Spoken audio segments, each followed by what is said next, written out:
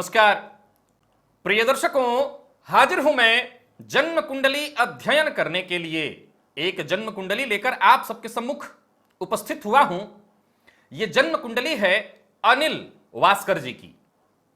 जन्म की तारीख नोट कर लीजिए ताकि आप भी इस जन्म कुंडली का अध्ययन कर सकें और साथ ही साथ कार्यक्रम के मध्य, कार्यक्रम के दौरान जिन सूत्रों का मैं जिक्र करूं उसे आप भी समझ सकें, याद कर सकें और जरूरत पड़े तो सुधार कर सकें, आप में भी और मुझ में भी। जन्म की तारीख नोट करिए। जन्म की तारीख है 25 जनवरी 1992 और जन्म का समय है प्रातःकाल 5:30 नागपुर, महाराष्ट्र। शनिवार, माघ मास, कृष्ण पक्ष की षष्ठी तिथि को इन्होंने जन्म लिया है। हस्त नक्षत्र के चतुर्थ चरण में देवगण के हैं ये। कन्या राशि है इनकी, ये भूमि तत्व की राशि है और बुध इनके राशिश होते हैं। धनु लग्न की कुंडली, कन्या राशि, धनु लग्न, अग्नि तत्वीय लग्न, देव गुरु बृहस्पति का यह लग्न है। बेहतर होते हैं, श्रेष्ठ होते हैं इस लग्न के लोग, क्योंकि देव गुरु से प्रभावित होते हैं तो सत्यवक्ता होते हैं, मुंहफट होते हैं, मुंह पर बोलने वाले होते हैं, थोड़ी कड़वी भाषा ही भी प्रयोग करते हैं क्योंकि अग्नि तत्वीय लग्न है। धनु लग्न को लग्न में बड़ा ही श्रेष्ठ माना गया है। और राशि की बात करी जाए तो कन्या राशि 50% प्रभाव इस राशि का। जातक मैनेजमेंट के मामले में महारथी होता है, हर परिस्थिति को मैनेज करना जानता है। कह सकते हैं कि कन्या राशि है तो जरूरी नहीं है कि MBA किया हुआ हो, जातक जन्मजात मैनेजमेंट वाला होता है। अब कमाल देखिए कि कुंडली के लग्न में ही इनके 4 ग्रह बैठे हैं। शुक्र, राहु, मंगल, बुध, ये चारों के चारों ग्रह लग्न में बैठे हैं और लग्नपति जाकर के भाग्य भाव में बैठे हैं। देव गुरु बृहस्पति भाग्य भाव में जाकर के बैठे हैं, वक्री होकर के 19 अंश 52 कला के साथ शुक्र के नक्षत्र में। विचारणीय है यहां पर देव गुरु बृहस्पति यहां पर वक्री हैं और शुभ ग्रह हैं। शुभ ग्रह वक्र हो जाए तो अपना शुभ फल प्रदान नहीं करता, परंतु धनु लग्न की बात चल रही है और देव गुरु बृहस्पति भाग्य भाव में बैठे हैं, अतः इनका वक्रत्व भी यहां पर श्रेष्ठ फल प्रदायक होगा।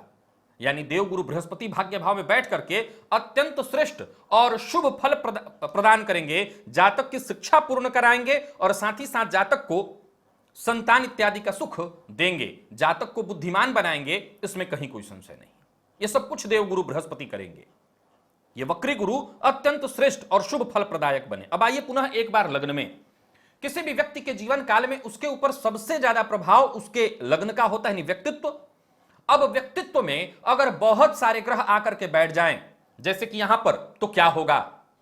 तो एक बात तो तय है कि सारे ग्रहों का थोड़ा थोड़ा प्रभाव मिलेगा, लेकिन अगर इनकी कुंडली की तरह स्थिति हो, यानी लग्नपति भी लग्न को देख रहे हों, तो यह तय है कि जातक के अंदर ज्यादा प्रभाव लग्नपति की का ही आएगा, क्योंकि लग्न के जो स्वामी हैं उनका ऑलरेडी जातक के ऊपर प्रभाव है और लग्नेश की दृष्टि पड़ जाए लग्न पर तो जातक के अंदर पूरा पूरा प्रभाव लग्नेश का आ जाता है। लेकिन अब चूंकि शुक्र लग्न में है, शुक्र भोग कारक ग्रह हैं, ऐश्वर्य कारक, लग्न में इनको श्रेष्ठ फल प्रदान करने वाला माना गया है, जातक को सुंदर बना देते हैं। निसंदेह देव गुरु बृहस्पति की राशि में बैठकर शुक्र भी श्रेष्ठ फल प्रदायक होते हैं। विचारणीय तथ्य है कि सभी ग्रह गुरु के साथ पंचम, नवम, पंचम के संबंध में हैं। नवम पंचम योग तो होगा, लेकिन तात्कालिक मित्रता में अगर देखा जाए तो शत्रु स्थिति में बैठे हैं, परंतु केंद्र में हैं और शुभ ग्रह हैं और साथ ही साथ उनकी राशि नहीं यहां पर बनी हुई है, तो श्रेष्ठ फल प्रदान करने में यह सहयोगी होंगे।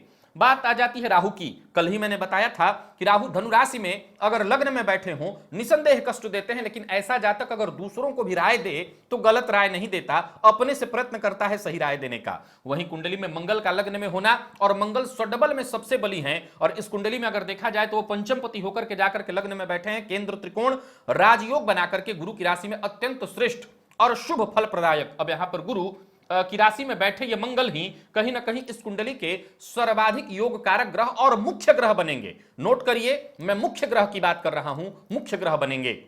वहीं इनकी कुंडली में बुध बैठे हैं 28 अंश 28 कला के साथ।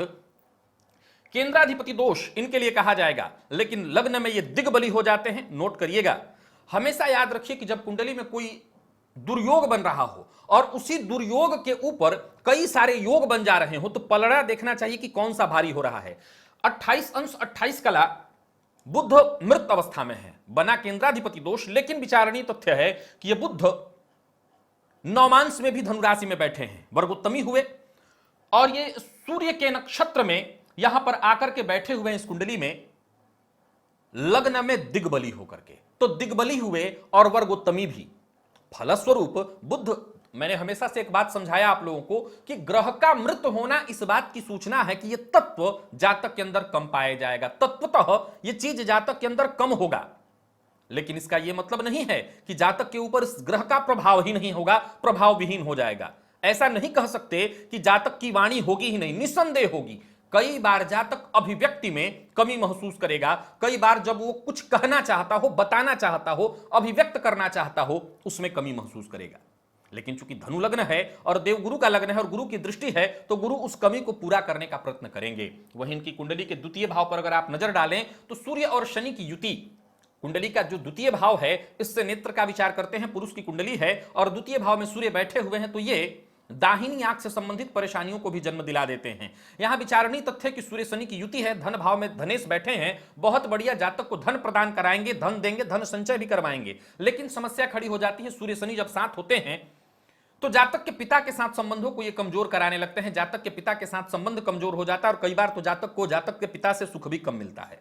वहीं एक और बात बता दूं कि सूर्य और शनि की युति है कुंडली के भाव में, द्वितीय भाव में, तो यहां पर शनि बली हो जाएंगे। तो यह बात तय हुआ कि शनि के बली होने से जातक के पास आगे चल करके पैतृक संपत्ति के रूप में चाहे जो मिले मिले ना मिले, लेकिन अचल संपत्ति वो खुद से भी अर्जित करेगा, धन उसके पास संचित अवश्य होगा। अब इनके सीधे प्रश्नों की ओर चलते हैं। कन्या राशि के हैं ये, वर्तमान समय में राशि से शनि पंचमस्त चल रहे हैं। पिछले दिनों इनको ढैया चली थी और अभी अभी इनको देवगुरु बृहस्पति की 16 वर्षीय महादशा प्रारंभ हो गई है। अब सीधी सी बात है कि देवगुरु बृहस्पति इनके सर्वाधिक योग कारक ग्रह हैं और 16 साल की महादशा अब इनको इनके जीवन काल में सब कुछ प्रदान करने वाली है। दो भावों के स्वामी है देवगुरु बृहस्पति, लग्नेश और सुखेश। पहला जो 8 साल है वो इनके व्यक्तित्व को दिव्य और भव्य बनाएगा, जिसमें पहला जो 2.5 साल होता है गुरु की महादशा में, गुरु का अंतर, ये संधि अंतर है, ये बस शांति से कट जाए और इसके बाद बारी शुरू होगी इनके जीवन काल में इनके व्यक्तित्व में विकास होने की। वहां से धीरे धीरे आगे बढ़ेंगे और जैसे ही बाकी का 8 साल आएगा, ये अपने जीवन काल में भूमि, भवन, वाहन, जितना भी इनको सारी चीजें चाहिए वो सब ये प्राप्त कर लेंगे। अब चलते हैं इनके प्रश्नों की ओर। इन्होंने सबसे पहले अपने बारे में बताया, मेरी शिक्षा इंजीनियरिंग में हुई, मैं अभी कोचिंग क्लास लेता हूं, आगे जीवन कैसा होगा। देवगुरु बृहस्पति का भी अभी मैंने बताया, वक्री गुरु यहां सर्वाधिक प्रभावी हो जाएंगे, लग्न पर इनकी दृष्टि का पड़ना शिक्षा के सर्वाधिक कारक। बुध जाकर के लग्न में ही वर्गोत्तमी होकर के बैठे हुए हैं, फलस्वरूप शिक्षा के क्षेत्र में आपकी कुंडली के हिसाब से सर्वाधिक श्रेष्ठ स्थिति। गौर करिए कि इस कुंडली में व्यापार बनता किस चीज का है, तो व्यापार बनता है बुध का। बुध कौन? बुध मैनेजमेंट। बुध कौन? बुध वाणी। गुरु कौन? गुरु ज्ञान। वाणी और ज्ञान का समन्वय अगर कर दीजिए तो शिक्षा का व्यापार ऐसा जातक सर्वाधिक श्रेष्ठ कर सकता है। वहीं इसीलिए मिथुन लग्न हो अगर आपका, कन्या लग्न हो अगर आपका, धनु लग्न हो आपका, तो आप निसंदेह शिक्षा का व्यापार सर्वाधिक श्रेष्ठ कर सकते हैं, अथवा परामर्श से संबंधित प्रत्येक कार्य बड़ी आसानी और सरलता से कर सकते हैं। श्रेष्ठ। आगे इन्होंने, चूंकि आप, मेरे कहने का मतलब है कि जो आप कोचिंग से संबंधित कार्य कर रहे हैं वो अत्यंत श्रेष्ठ है। आगे इन्होंने पूछा है, कुंडली में बुध ग्रह मृत है, तब भी मैं मैथ्स व साइंस कैसे पढ़ा लेता हूं, दूसरा कोई बिजनेस कुंडली के अनुसार अच्छा रहेगा। मैंने अभी भी बताया आपका बुध वर्गोत्तमी है और सबसे बड़ी बात है, 100 बातों की एक बात, देवगुरु बृहस्पति का पकड़, कंट्रोल है आपके लग्न पर। मैथ क्या, सारा विषय, कोई भी ऐसा विषय उठा लीजिए आपको वो समझ में आ जाएगा, क्योंकि ये हैं 19 अंश पर बैठे हुए और वो भाग्य भाव में अति कारक हो जाते हैं, अति विशिष्ट कारक हो जाते हैं, सब कुछ प्रदान करेंगे। अगर मुझे इस पूरी कुंडली में एक लाइन में कहना पड़े कि सब कुछ देवगुरु दे देंगे, कोई आश्चर्य नहीं होना चाहिए इसमें। निसंदेह आप कई बार अपने जीवन काल में जाकर के लग्न में मंगल बैठे हैं, जल्दबाजी कर देंगे, कई बार धैर्य खो देंगे, लेकिन धैर्य नहीं खोइए, यहां देवगुरु बृहस्पति दे रहे हैं और सब कुछ देंगे। तो चाहे वो मैथ हो, चाहे वो साइंस हो, देवगुरु सब कुछ प्रदान कर देंगे और बुध वर्गोत्तमी है। इसलिए अगर इन्होंने आगे पूछा है कि बिजनेस के अनुसार शिक्षा का व्यापार सबसे बेस्ट है, अभी मैंने बताया शिक्षा का व्यापार आप करिए, इससे बढ़िया कोई व्यापार हो ही नहीं सकता। आप प्रत्येक वो कार्य कर सकते हैं जिसमें केवल बात बेचना हो, बात बेचने से संबंधित हर कार्य आप करिए, कहीं कोई दिक्कत नहीं आने वाली है। आगे चलकर के स्कूल, कोचिंग से और स्कूल इत्यादि तक बनाइए, कोई दिक्कत नहीं। अगला इन्होंने प्रश्न किया है, पिताजी ने खेती बेच दी है, अभी कुछ भी नहीं बचा, खेती खरीद सकता हूं जीवन में? एक बड़ा ही मासूम सा सवाल आपने पूछ दिया, अनिल जी, ये मासूम सा सवाल है। खेती खरीद यानी खेती योग्य जमीन आप खरीद सकते हैं, ये आपने पूछा है। कई बार लोग बड़ा मासूम सा सवाल कर देते हैं। आपकी कुंडली में धन चतुर्थ भाव पर शनिदेव की दृष्टि है, और अभी अभी मैं बता करके हटा हूं कि जब 8 वर्ष आगे देवगुरु बृहस्पति की, दो भागों में इसको डिवाइड कर दीजिए, देवगुरु बृहस्पति की महादशा प्रारंभ हो गई है। गुरु की महादशा में शनि का अंतर 14 जून 2021 से प्रारंभ होगा। अब ये समय 8 साल जब बीत जाएगा, फिर वहां से 8 साल जो प्रारंभ होगा, वहां आपकी कुंडली में देवगुरु चतुर्थ का फल देंगे। भूमि, भवन, वाहन, खेती योग्य जमीन, लग्न में मंगल बैठे हैं और उनकी दृष्टि चतुर्थ पर है। बहुवचन में, बहुवचन में खरीद लेंगे निसंदेह। आप, जैसा मैंने प्रारंभ में ही कहा था, पिता के साथ संबंधों को यह कमजोर करने का काम कराता है। पिता आपका कहीं ना कहीं, आपने कहा बेच दिया, चाहे जिस कारण से भी बेचा हो, फर्क नहीं पड़ता, आप खरीदेंगे, कहीं कोई संशय नहीं। आगे चलते हैं। इन्होंने पूछा है कि पार्टनरशिप में प्लॉट या बिजनेस कर सकता हूं या नहीं। पार्टनरशिप में प्लॉट या बिजनेस, मेरे ख्याल से जमीन से संबंधित कोई बिजनेस कहना चाहते हैं, या जो भी हो। पार्टनर भाव का मालिक आपकी कुंडली के जाकर के लग्न में बैठा है। पार्टनर भाव पर राहु की दृष्टि पड़ रही है, मंगल की दृष्टि पड़ रही है। अकेले का काम सबसे बेस्ट होगा आपके लिए। अगर आपको पार्टनर बनाना भी हो तो अपने जीवन साथी को अपने जीवन काल में अपना पार्टनर बनाइएगा, और पार्टनरशिप उन्हीं के साथ करिएगा। बाकी किसी के साथ आपका पार्टनरशिप करना मुझे बहुत अच्छा नहीं दिखाई पड़ता है, तो मैं मना करूंगा कि आप पार्टनरशिप किसी के साथ न करें तो ज्यादा अच्छा है। कन्या राशि है, आपके पास जो मैनेजमेंट का गुण है, जो क्षमता है, उसका लाभ आप खुद ही को क्यों नहीं अकेले दे देते, क्यों किसी को इसमें शामिल करना चाहते हैं। कल को जब आपका व्यापार बहुत बृहत विस्तृत हो जाए, तब जरूर आप चाहें तो किसी को अपने साथ जोड़ लें, लेकिन अभी तो आप अकेले ही करें। आगे इन्होंने पूछा है पत्नी कैसी होगी और वैवाहिक जीवन कैसा रहेगा। आपको बता दूं कि आपकी कुंडली के हिसाब से सप्तम पति जाकर के लग्न में बैठकर के सप्तम भाव को देख रहे हैं। पत्नी पढ़ी लिखी होगी, बात बुध है सप्तम भाव का मालिक, तो थोड़ा चिड़चिड़ा स्वभाव पत्नी का होता है, छणे रुष्टा छणे तुष्टा वाला, लेकिन फिर भी आपको सहयोग करने वाली होगी। अब देखा जाए तो धनु लग्न है, तो विवाह का शुरुआती 2-2.5 वर्ष थोड़ा मतभेदपूर्ण होता है, लेकिन इसके बाद वैवाहिक जीवन बड़ा ही सुखद हो जाता है, तो कोई चिंता करने की आवश्यकता बिल्कुल ही नहीं है। इन्होंने अपने लिए पूछा है कि मुझे कौन सा रंग शुभ होगा मेरे लिए। सामान्य सी बात है, देवगुरु बृहस्पति से संबंधित रंग पीला रंग, क्रीम कलर, लाल रंग, आप इन सबका इस्तेमाल कर सकते हैं और सबसे आपको फायदा मिलेगा। आगे उन्होंने पूछा है कि मुझे किसी पंडित जी ने, गांव के पंडित जी ने स्फटिक की माला और 4 मुखी, 6 मुखी, 7 मुखी रुद्राक्ष बताया है, धारण कर सकता हूं। मुझे ऐसा लगता है कि मैं इस कुंडली में अगर कोई चीज पहनाना आपको चाहता हूं तो आप रुद्राक्ष भी पहन लीजिए, लेकिन मुझे सबसे ज्यादा जरूरी दिखाई पड़ता है कि मैं आपको देवगुरु बृहस्पति का रत्न पहनने की सलाह दूं, और देवगुरु बृहस्पति के रत्न से ही आपको सब कुछ मिल जाएगा। मुझे मंगल का भी रत्न आपको नहीं पहनाना, केवल एक देवगुरु बृहस्पति का रत्न पहना करके मुझे सब कुछ मिल जाएगा। स्फटिक पहनने का अर्थ है कि शुक्र को बल देना। आप पहन सकते हैं, लेकिन मैं चाहता हूं कि मैं देवगुरु बृहस्पति को ही बलाबल दे दूं। सडबल में मंगल सबसे बली हैं, देवगुरु बृहस्पति को बल दे करके चंद्र कुंडली अगर आपकी बनाई जाए तो कन्या लग्न की बनती है। उस आधार पर अगर देखें, चौथे भाव में ये सारे ग्रह बैठ जाएंगे, लेकिन जब आपके व्यक्तित्व में ही सारे ग्रह बैठे हैं और व्यक्तित्व में बैठ करके आपके व्यक्तित्व को अद्भुत बना रहे हैं, आपको भी विश्वास नहीं हो रहा कि बुध बैठे हैं मृत अवस्था में, मैं ऐसा कैसे कर गया, तो मुझे लगता है हम इसी कुंडली को बलि करेंगे, लग्न कुंडली को। चंद्र कुंडली को बलि करने के लिए बाकी पूजा पाठ उपाय मैं आपको बता देता हूं। स्फटिक इत्यादि न पहने, केवल गुरु का रत्न पहने।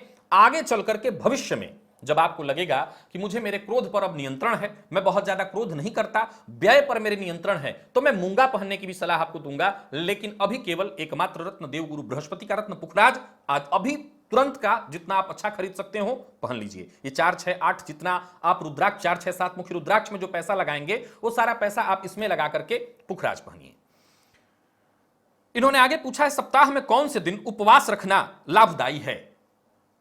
देवगुरु बृहस्पति के दिन, गुरुवार के दिन व्रत करिए, इससे दांपत्य जीवन भी सुखद, जीवन काल में हर जगह सफलता, संतान इत्यादि के सुखों में भी आपको सफलता, सब कुछ इससे मिल जाएगा। तो गुरुवार का व्रत करिए। मन शांत नहीं रह पाता, और जिनका अच्छा करता हूं वही लोग ताना मारते हैं। देखिए, आप मैंने शुरुआत में ही बताया था, कई बार आपकी वाणी कड़वी हो जाती होगी और होती ही होगी। तो कई बार क्या होता है, कृतम न मन्ने, शास्त्र का एक नियम है कि गतम न सोचा में कृतम न मन्ने। किसी के लिए अगर आपने कर दिया और उसको कह दिया, तो जिसके लिए किया वो अब आपका सबसे बड़ा शत्रु है। तो इस बात का ख्याल रखिए। यह भी एक कई बार कारण होता होगा, धनु लग्न है, साफ वाणी है, बता देते होंगे, कोई बात नहीं है। सबसे पहले तो मैं ये बता दूं, मन शांत आपका जो नहीं रहता, इसके लिए आपको कुछ ज्यादा नहीं करना है। भोलेनाथ की आराधना करनी है। घर के आसपास कोई शिव जी का मंदिर ढूंढ लीजिए। आपका चंद्रमा इतना भी खराब नहीं, हस्त नक्षत्र में, खुद के नक्षत्र में बैठे हुए हैं चंद्रदेव। शिव जी के मंदिर में जाया करिए, शिव जी का दर्शन करा करिए, और हो सके तो शिव जी के मंदिर की सफाई भी किया करिए, और साथ ही साथ सोमवार के सोमवार शिव जी का जलाभिषेक कर दिया करिए। मन शांत हो जाएगा। मन को लेकर के ज्यादा चिंता करने की आवश्यकता नहीं है। मां की सेवा करिए, मन शांत रहेगा। और ताना मारते हैं लोग, उसकी क्या चिंता करनी। सूर्य शनि के साथ बैठ करके थोड़े कमजोर हो रहे हैं, सूर्य को अर्घ्य प्रदान करिए। रोज ही तो मैं यही कराता हूं, इसलिए तो कराता हूं ताकि यश मिले। जीवन काल में जब यश की प्राप्ति होती है तो हमारा जो उत्साह है, हमारा जो आत्मबल है वो और तेजी से बढ़ जाता है। तो आत्मबल बढ़ाना है आपका, उत्साह बढ़ाना है आपका, भुवन भास्कर की आराधना नित्य ही करिए। अब इन्होंने आगे अपने बारे में पूछा है कि मैं लव मैरिज करना चाहता हूं, क्या उसमें सफलता मिलेगी, और वैवाहिक जीवन के बारे में जानना चाहते हैं। एक छोटी सी जिक्र इन्होंने और करी है, उसके बारे में आपको बता देता हूं। इनका कहना है कि एक लड़की है जो मुझसे प्रेम करती है और वो उम्र में मुझसे काफी छोटी है, लगभग वो 2003 की है, लेकिन वो लड़की जिद पर अड़ी हुई है कि मैं आप ही से विवाह करूंगी। आपकी कुंडली में शुक्र मंगल की युति है लग्न में, और मैं आपको बता दूं कि प्रेम विवाह की संभावना है, इसमें कहीं कोई संशय नहीं दिखाई पड़ रहा है। हालांकि जन्म स्थान से उत्तर पूर्व में, नॉर्थ ईस्ट में, जिसमें नॉर्थ उत्तर दिशा सबसे प्रमुख है, जन्म स्थान से उत्तर की ओर विवाह की संभावना 90-99% बनी हुई, 99%। और घर परिवार की मर्जी से अगर आपका प्रेम विवाह भी होता है तो उसमें सभी शामिल होंगे, यानी कि किसी के दबाव में जबरदस्ती आपको विवाह नहीं करना, घर परिवार की मर्जी से ही विवाह करना है।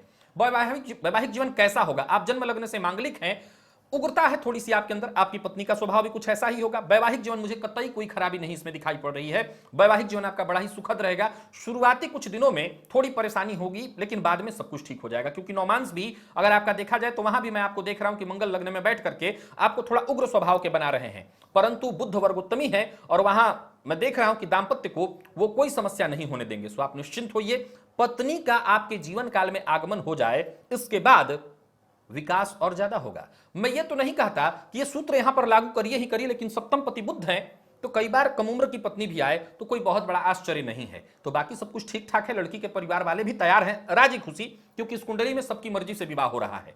तो आप बड़े प्रेम से विवाह कर सकते हैं, कोई दिक्कत नहीं है। लाभपति आपकी कुंडली में जाकर के कहां पर बैठे हैं? तो लाभपति लग्न में बैठे हैं, और लग्नपति जाकर के कुंडली के पंचम में, पंचम पति धन में महाधन योग, सूर्य को बलवान करिए। क्या क्या उपाय आपको करना चाहिए? इनके इतने ही प्रश्न थे, अब मैं कुछ उपाय बताता हूं। क्या उपाय करना चाहिए आपको? सबसे पहला उपाय करना है आपको सूर्य की आराधना नियमित। क्यों? क्योंकि आपकी कुंडली में सूर्य भाग्यपति होकर के धन भाव में बैठे हैं, भाग्य को इससे बल मिलेगा। माणिक के रत्न में पहना सकता था, लेकिन नहीं पहना रहा हूं, क्योंकि सूर्य शनि एक साथ बैठे हैं तो तात्कालिक शत्रुता में ये अति शत्रु हो गए, तो सूर्य का रत्न आपको नहीं पहनाया जा सकता। फिर क्या करें? सूर्य को अर्घ्य प्रदान करना होगा। सूर्य को नित्य आप अर्घ्य प्रदान करिए, पिता का सम्मान करिए, सूर्योदय के बाद तक मत सोइए। आगे आदित्य हृदय स्तोत्र का पाठ करिए, सूर्य बलि हो जाएंगे। इतनी चीजों से पिता से न भी बने तब भी, कोई गलती भी उनसे हुई हो तब भी उनका सम्मान करिए, सूर्य ठीक हो जाएंगे आपके। इसके बाद आप देव गुरु बृहस्पति का रत्न धारण कर लीजिए, तो गुरु को और बल मिल जाएगा, गुरु की महादशा चल रही है, सारे लाभ वो दे देंगे। आगे घर के करीब किसी मंदिर में, जैसा मैंने कहा शिव जी के मंदिर में जाया करिए, उनका दर्शन किया करिए, मंदिर की सफाई किया करिए, देवगुरु को बल मिलेगा। और क्या होगा उससे? तो चंद्रमा शिव जी के लिए जब आप जाकर के शिव जी की आराधना करेंगे तो आपका चंद्रमा ठीक होगा, मन जो अशांत रहता है वो शांत हो जाएगा। आपकी कुंडली में मन अशांत वाली कोई ज्यादा समस्या नहीं है। आत्मविश्वास कई बार आपका जरूर कमजोर पड़ जाएगा, लेकिन मन अशांत वाली कोई बात नहीं। क्यों? क्योंकि आपका चंद्रमा ठीक है। कई बार जितना आप कर रहे हैं अभी उतना नहीं मिल पा रहा है, इसलिए आपको ऐसा लगता है कि आपका मन अशांत है। कोई चिंता नहीं, समय आने पर सब कुछ ठीक हो जाएगा। और साथ ही साथ इस कुंडली के हिसाब से आप देवगुरु बृहस्पति यानी गुरुवार का व्रत करना शुरू कर दीजिए। जरूरत महसूस हो, अगर आपको क्रेडिट में कमी आती हो, जैसा आपने कहा लोग ताना भी मारते हैं जिनका आप भला करते हैं, तो रविवार के दिन नमक का प्रयोग बंद कर दीजिएगा। रविवार के दिन नमक मत खाइएगा, ये और अच्छा फल देने लगेंगे। इसके अलावा आपको ज्यादा कोई उपाय नहीं करना, इतना उपाय बस आप अपने जीवन काल में जोड़ लीजिए। इन्हीं उपायों से आपकी जिंदगी बिल्कुल आनंदमय हो जाएगी। देवगुरु बृहस्पति की महादशा प्रारंभ हो चुकी है और अब यह महादशा आपको हर वो सुख प्रदान करने जा रही है जिसकी केवल आपने कल्पना की है। भूमि, भवन, वाहन सब बहुवचन में है। आप लेने की तैयारी करिए, ये सब देंगे, ये सब देंगे। याद रखिएगा, मुख्य ग्रह मंगल को मैंने कहा है। और एक और बात बता दूं कि मूंगा भी धारण करना है, लेकिन अभी नहीं, अभी मूंगा धारण करने में समय है। अभी आप देवगुरु बृहस्पति की महादशा का 8 साल बीत जाने दीजिए, इसके बाद ही मूंगा के बारे में सोचिएगा। अभी केवल एक रत्न, कौन सा? गुरु का रत्न, वो आजीवन पहनिए, उसी से आपको सब कुछ मिलेगा। शनि राशि से पंचमस्त चल रहे हैं, हो सके तो हनुमान चालीसा का भी पाठ करते रहिएगा, इससे आपको फायदा मिलेगा। दूसरा कोई उपाय नहीं करना। प्रिय दर्शकों, अगर आप भी इनके लिए कुछ कहना चाहते हैं जो मुझसे छूट गया हो, जो इस कुंडली में मैंने न देखा हो, ध्यान मेरा नहीं गया हो, और आपको लगता है कि नहीं ये भी इनको बताना चाहिए, आपकी बारी, आप जरूर बता सकते हैं। हाँ, एक और बात, मैंने शुक्र को छोड़ दिया। शुक्र को मैंने कहा था बलवान करने के लिए आप शुक्रवार के दिन कबूतरों को अनाज इत्यादि दे दिया करिए। 2 या 3 प्रकार का अनाज एक में मिला करके, 3 प्रकार का अनाज एक में मिला करके और कबूतरों को दे दिया करिए। इससे शुक्र आपके बली हो जाएंगे। रत्न नहीं पहनना है, स्फटिक इत्यादि नहीं पहनना है। तो प्रिय दर्शकों, जो मुझसे छूट रहा हो आपके हाथ में। आज के लिए बस इतना ही, इजाजत दीजिए, पुनः मुलाकात होगी। तब तक के लिए नमस्कार।